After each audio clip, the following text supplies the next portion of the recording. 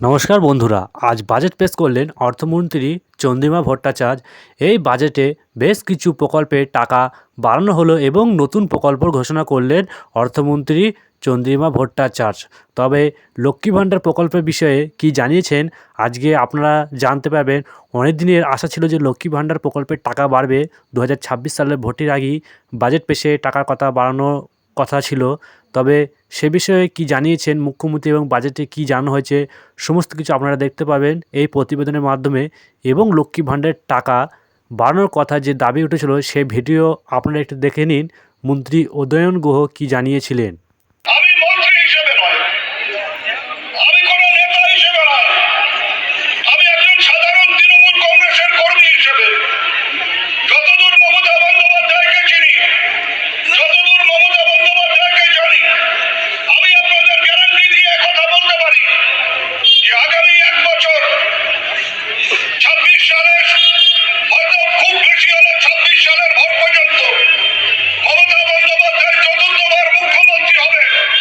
ওই 500 যেটা হাজার হয়েছে, যেটা 1000 থেকে 1200 হয়েছে, সেটা বেশি দিন লাগবে না। ওই 1000টা 1500 হবে, 1200টা 2000 হবে।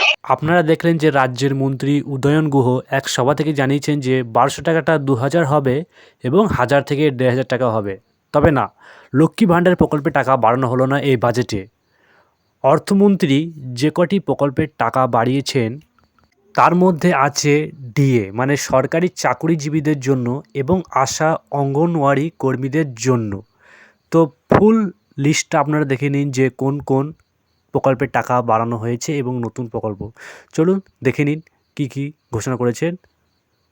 ভিডিওটি সম্পূর্ণ দেখে আপনাদের মতামত অবশ্যই কমেন্ট বক্সে জানাতে ভুলবেন না। লক্ষ্মী ভাণ্ডার ভাতা বৃদ্ধির অপেক্ষায় উপভোক্তারা ছিলেন, তবে বাজেট ঘোষণার পর থেকেই লক্ষ্মী ভাণ্ডারের উপভোক্তারা নতুন বরাদ্দের ঘোষণার জন্য অপেক্ষায় রয়েছেন। অনেকে আশা করেছিলেন এবার বাজেটে মাথাপিছু অর্থের পরিমাণ বাড়ানোর ঘোষণা হবে, কিন্তু তা হয়নি। এখন দেখার বিষয় মুখ্যমন্ত্রী মমতা বন্দ্যোপাধ্যায় আগামী দিনে বিষয়ে কোনো সিদ্ধান্ত নেন কি না। তবে এখন পর্যন্ত আপাতত লক্ষ্মী ভাণ্ডারের টাকা বাড়ানো হয়নি, 1000 টাকা এবার 1200 টাকা করেই পাবেন। 2025 12ই ফেব্রুয়ারি বুধবার রাজ্যে বাজেট ঘোষণা করলেন অর্থমন্ত্রী চন্দ্রিমা ভট্টাচার্য। এটি রাজ্যের শেষ এবং পূর্ণাঙ্গ বাজেট, কারণ 2026 সালেই বিধানসভা ভোট। তাই এই বাজেটে আশা করা ছিল যে লক্ষ্মী ভাণ্ডার প্রকল্পের টাকা বাড়ার সম্ভাবনা ছিল এবং বিভিন্ন প্রকল্পের টাকা বাড়ানোর কথা ছিল, কিন্তু সেগুলি হলো না। যে প্রকল্পের টাকা বাড়লো সেগুলি আপনারা এক নজরে দেখে নিন এবং কোন কোন প্রকল্পের টাকা বাড়ানো হলো না সেগুলো আপনারা দেখে নিন। তবে এখানে বলা হয়েছে যে বাজেটে আশা ও অঙ্গনওয়াড়ি কর্মী থেকে শুরু করে রাজ্য সরকারের চাকরি, এমনকি বহু চর্চিত ঘাটার মাস্টার প্ল্যান নিয়ে সুখবর শুনিয়েছেন তিনি। রাজ্যের বিধানসভা ভোট আর এই ভোটের আগে এটি শেষ এবং পূর্ণাঙ্গ বাজেট ঘোষণা করলেন অর্থমন্ত্রী। এখানে রাজ্য সরকারের আজকের বাজেটের বিশেষ বিশেষ ঘোষণা হলো, প্রথমে আপনারা দেখে নিন যে আশা ও অঙ্গনওয়াড়ি কর্মীদের মোবাইলের জন্য বরাদ্দ করা হলো 200 কোটি টাকা। আশা কর্মী ও অঙ্গনওয়াড়ি কর্মীদের মোবাইলের জন্য বরাদ্দ 200 কোটি টাকা।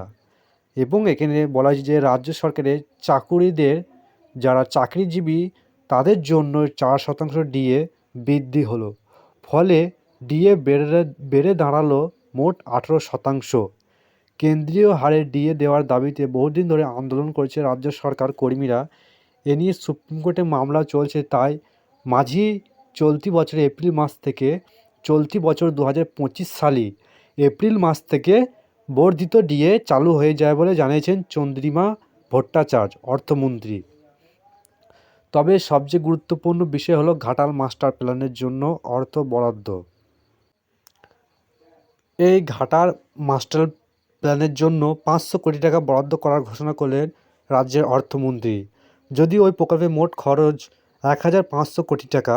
এছাড়া নদী কেন্দ্রিক এলাকায় নদী বন্ধন মানে যে সমস্ত এলাকায় হালকা বৃষ্টির জন্যই বন্যা নেমে আসে, তাই জন্য নদী বন্ধন নামে নতুন এক প্রকল্পের ঘোষণা করলেন।